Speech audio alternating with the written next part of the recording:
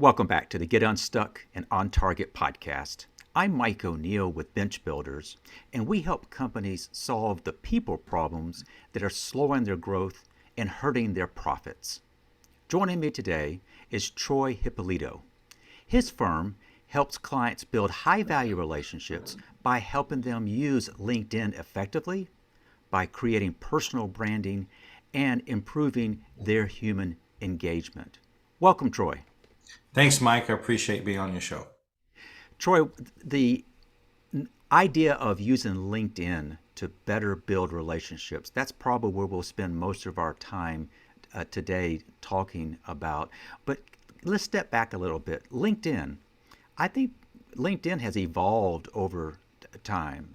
It seems early on it was kind of a job search tool, but that doesn't describe it well now. How would you describe LinkedIn? Oh, it really depends on what you are doing. It's kind of a funny story. I had an IT company previously. It's called ISO Interactive. We did a lot of big stuff. Had a small team, very specialized stuff. Did Coca-Cola Enterprises site, Xbox mobile apps, Harry Potter virtual worlds, and stuff like that. Really fun stuff. And we were doing really well until we weren't. And I think we're in a similar area in the Atlanta area ish. So they have a lot of Fortune 500 companies. And these Fortune 5 companies used to use a lot of agencies. Well, they don't do that anymore. They have taken these people and brought them in-house. And so all of a sudden we had all this work and then we didn't. And then these agencies start fighting with each other over pennies. And we had to figure out, how do I save my business? And a lot of it was really about relationships and LinkedIn. So you're talking about how LinkedIn has changed. And I said, well, LinkedIn, isn't it like this place that has resumes and things, I'm like, what is this LinkedIn? So I had a buddy of mine, Feta. He has his own agency very similar to mine. And I'm razzing him, and we just go back and forth. I said, my work is much better than yours. How are you getting all this business? His work is good. I'm just, I'm getting under his skin. And he says, yeah, I get all my stuff through LinkedIn. I'm like, what, the resume place? He says, no, it's a place to build relationships. And you have hundreds of millions of people on there. I also had that conversation with one of my sales guys. He was in New Jersey. And he goes, yeah, LinkedIn is really the place to kind of build these relationships and these B2B kind of partnerships. I said, really? I said, relationships. And I realized that I was a terrible dater in real life because of my type A personality traits. And you have to learn how to slow date, old-fashioned dating, for life as well as business. And so the analogy was very close.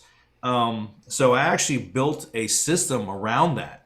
And that's when I start really diving into LinkedIn. So it's changed from this place that had resumes that was known for into actually one of the largest social business platform out there. There's over 800 million people on LinkedIn, and half of them, I'll repeat, half of them are active daily.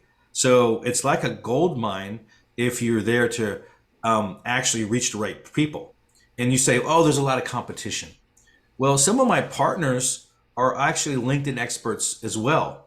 I don't look at them as a competition. Again, there's 800 million people on LinkedIn. So I only need a few clients a month. So it's a great place as long as you're there to kind of provide value to others.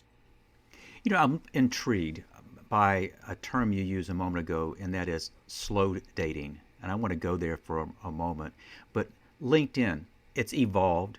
You're now kind of helping build a business case for business owners of all sizes on how LinkedIn can be an appropriate platform to build relationships. But you use this term slow dating.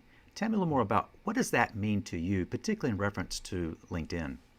Well, number one, you got to know who you are. You got to understand who you want to work with, who you don't. And you don't want to always think about what your service is. You want to figure out how can I provide help or provide value to other people. Not what was valuable to you, but what's valuable to that audience. And then you have to build a network that actually supports that. For example, if I have a meeting, they know who I am already. So, but their problem might not be business slash LinkedIn specific. So my goal is not to sell my services. My goal is to listen. My goal is to understand who they are and have a mutual conversation and to see if there's any pain I can resolve.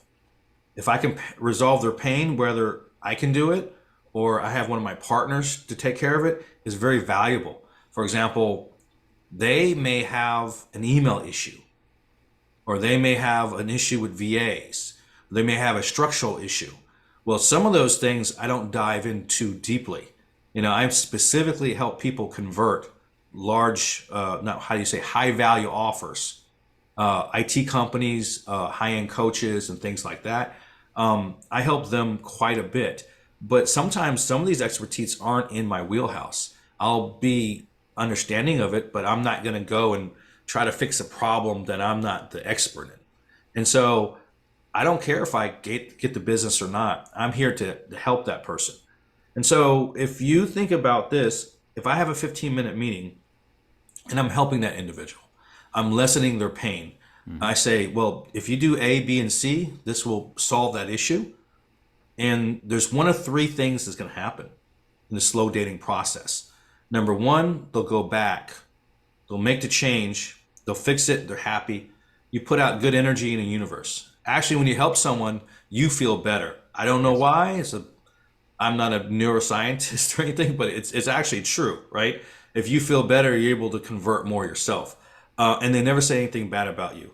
Number two, they make the change and they look at it and they're serious about their business. And they look to the left, they look to the right and say, man, there's 20 other things that I need to get fixed.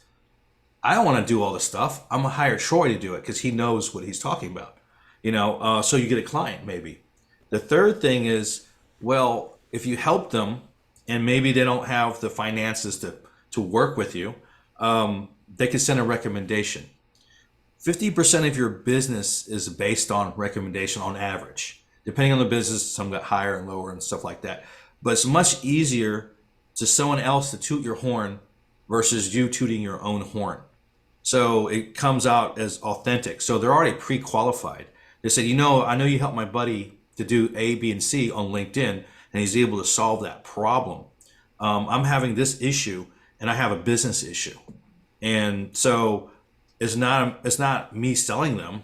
It's just me helping them, So that's slow dating. That's the understanding that what's appropriate. Another thing, for example, if you want to get to know someone, well, instead of just sending a connection request and pitching your services, which a lot of people are doing, that's like if you found this beautiful woman and you wanted to date her.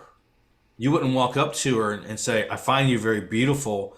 Let's get married, and let's have children and a dog and a white picket fence and all that stuff. That's overkill. And then that's opposite of that's opposite of slow dating. That's sabotage. And it's actually very rude. Why don't you try something like, oh, I see this person. This person has a great network. He could be a great partner or perhaps client. Let me look at some of his posts. I can engage with his post and he can engage back. Well, I can engage in a few of his posts and he can engage back. Well, the whole sales techniques, they say like 15 or 18 touch points before a meeting or whatever. They keep on changing the numbers, but it's true. You need X amount of touch points. Well, if you engage in a post,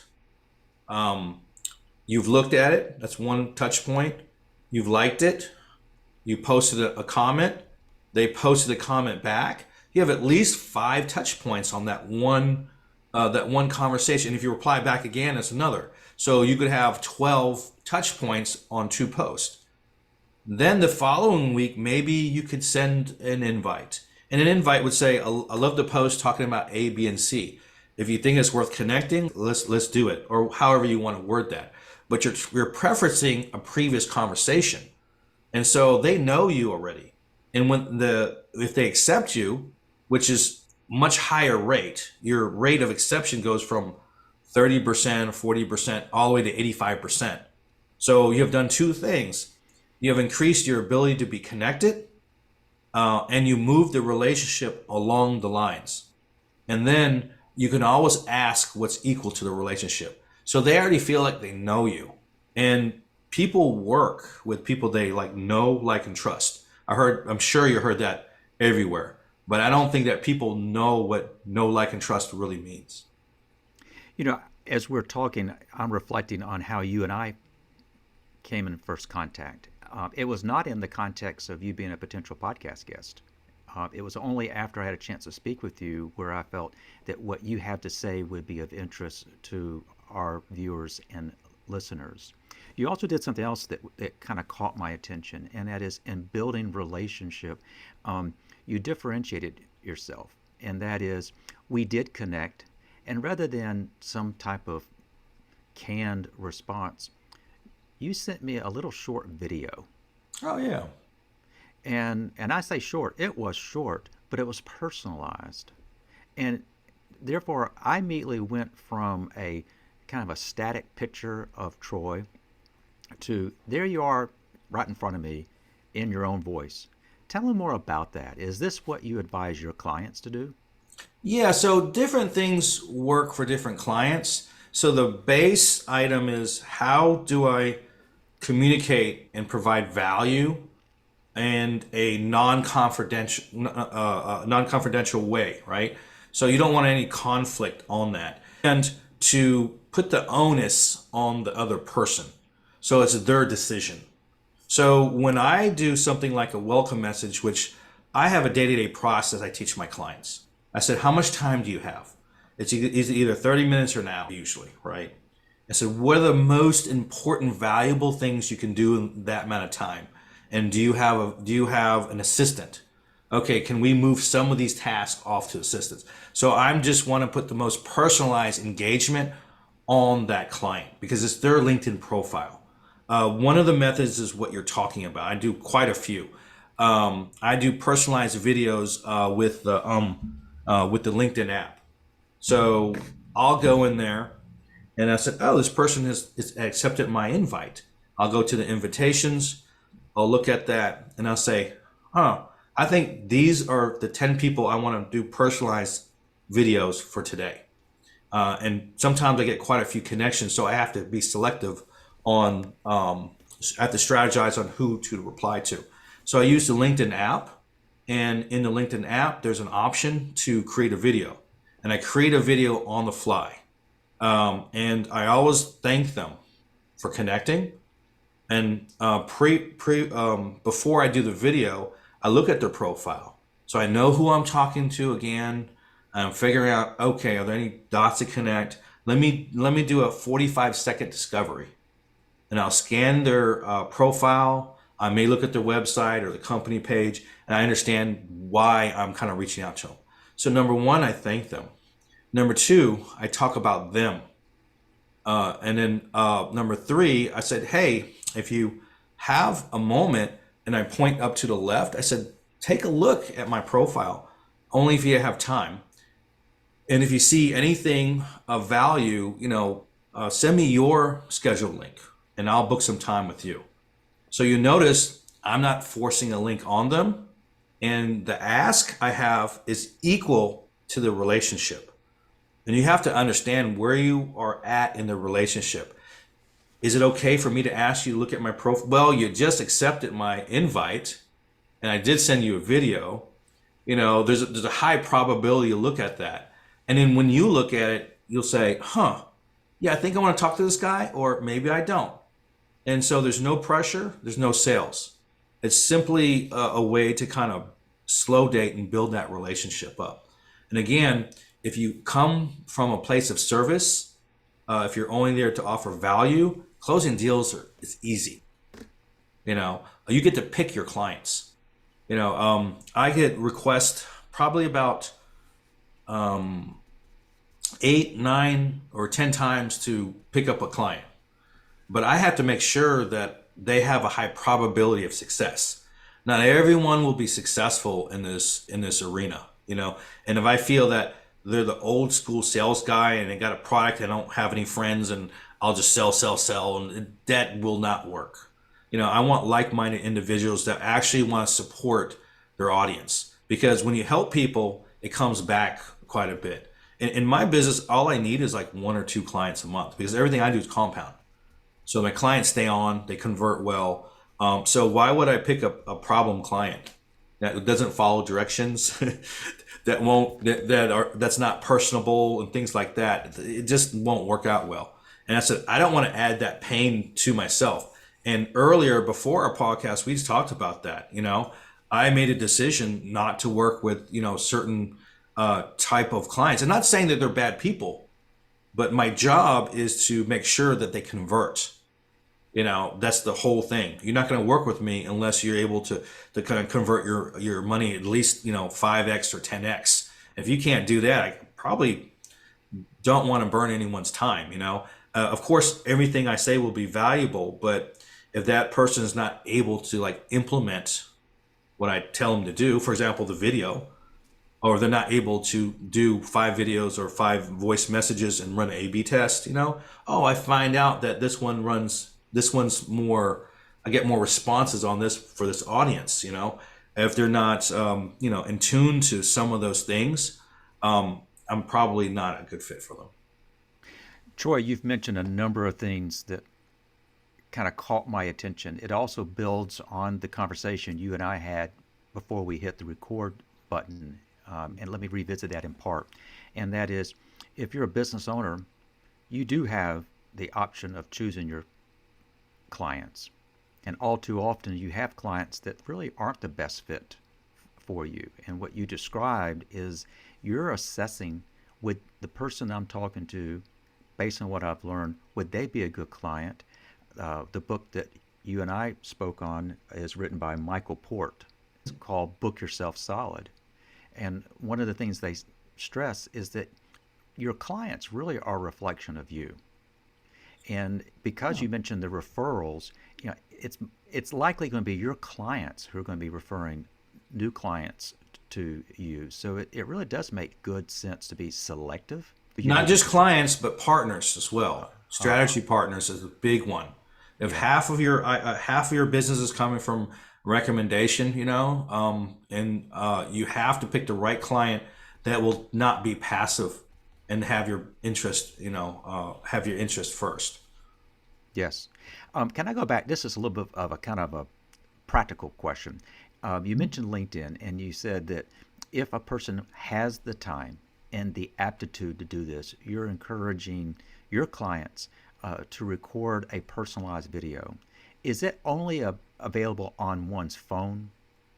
Well, there's different ways to do that, but the LinkedIn app has an advantage that the video is built in, so it's internal video, and so or native video to the message.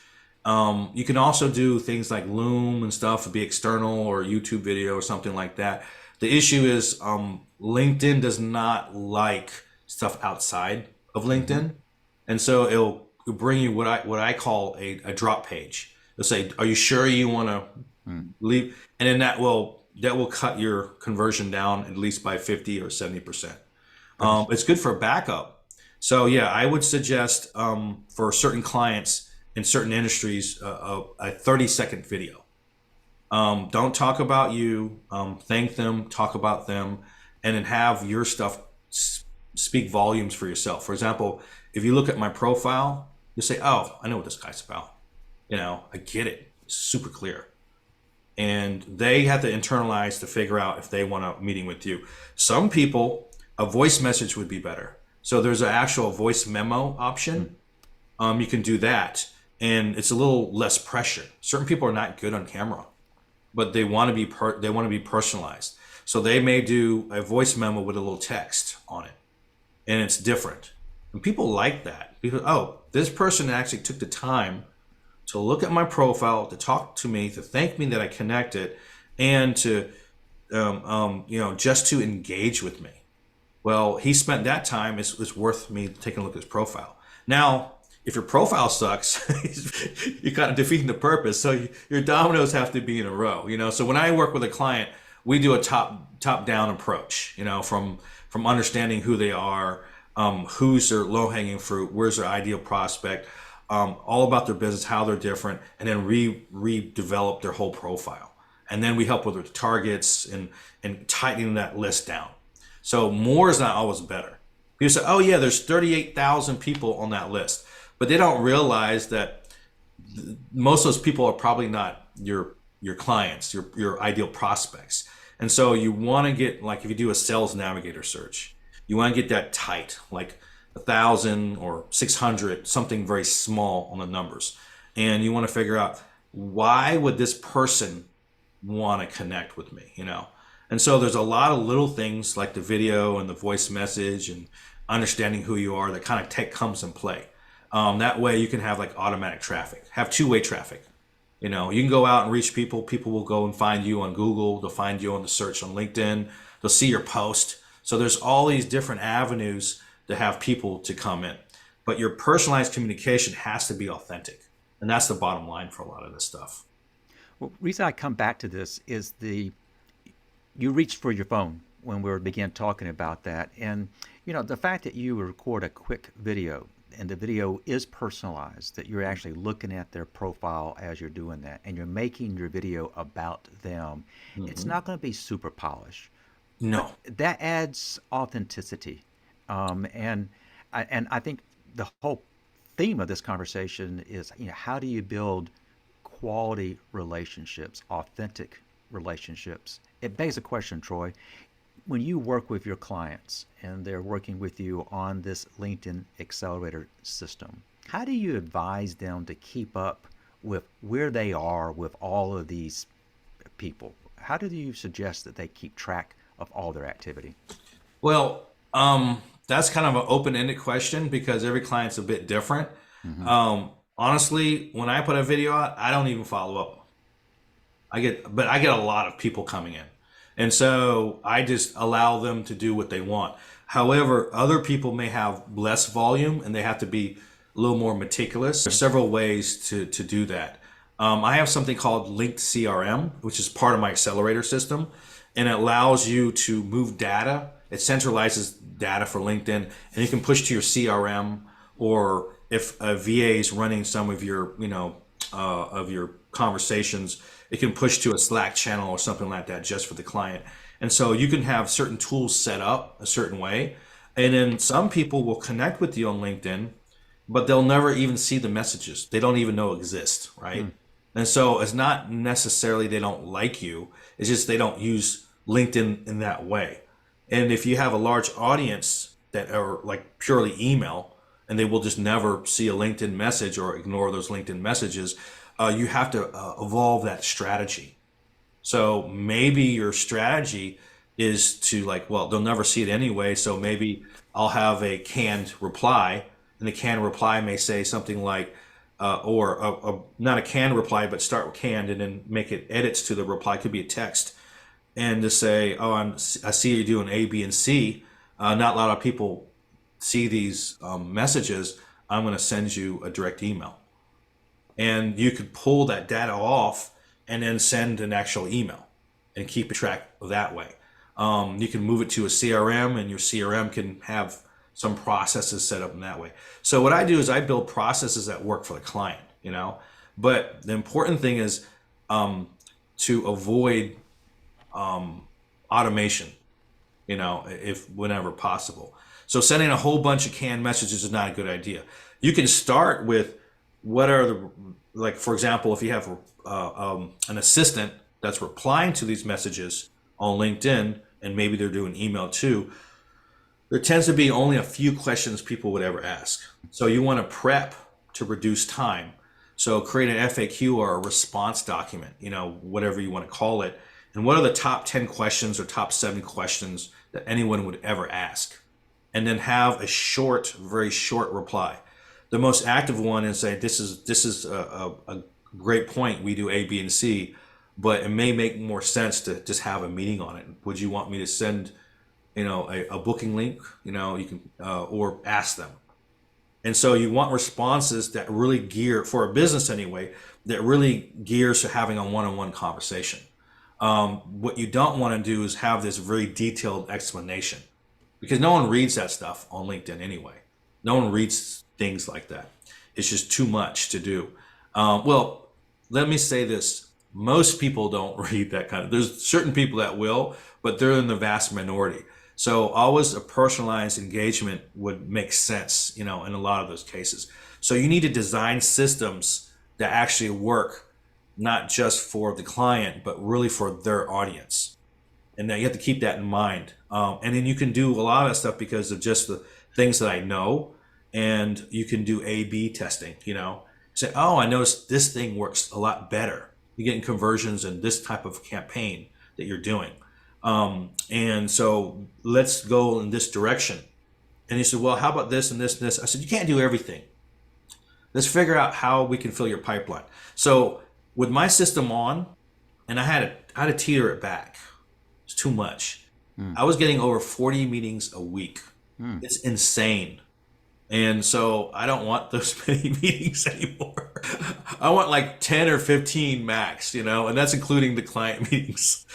So I have to reduce my availability, on certain slots of time, and so you have to have all this business strategy, like what's good for me, because if I take on client on, I have to onboard them. It's a lot of work. Even though I have a team, there's certain things that I have to do.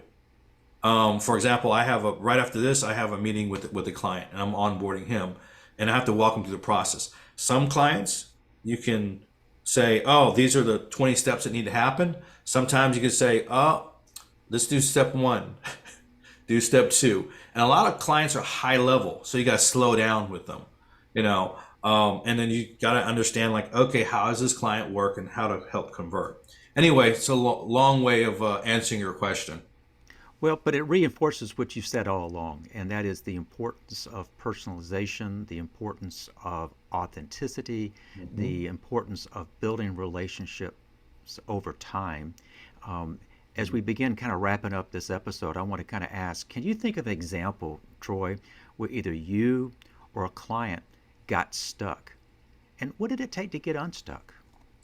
Oh yeah, I have a ton of testimonials. I like 45 on my profile, but let me think of one that's easy. I had a client. He came to me and he said, Troy, I really need help on LinkedIn, and I got this business, and I looked at the business. I said, this is an awesome business you got going on.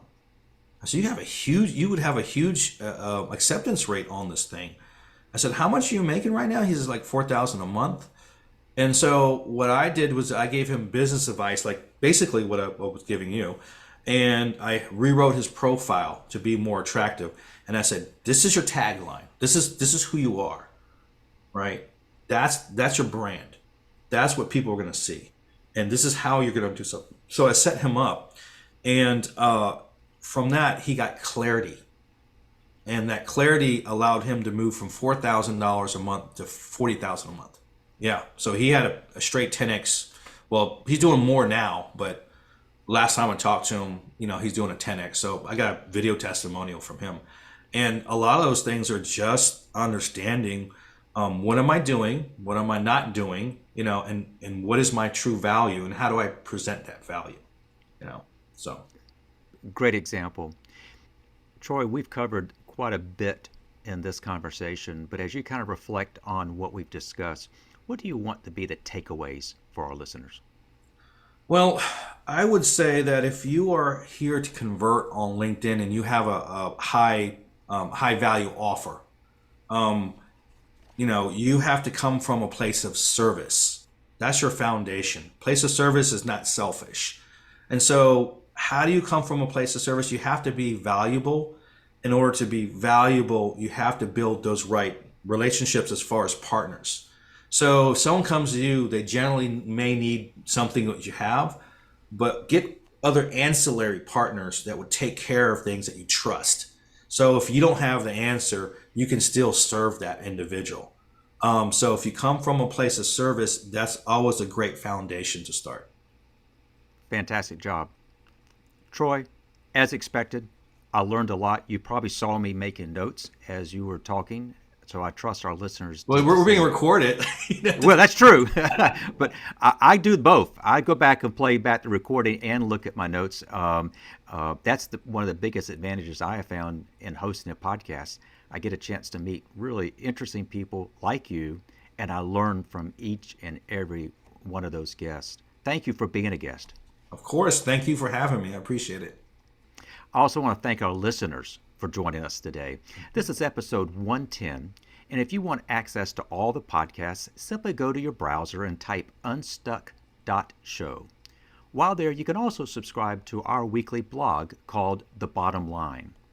So if you're trying to grow your business, but people problems have slowed you down, let's talk. Head over to bench-builders.com to schedule a call.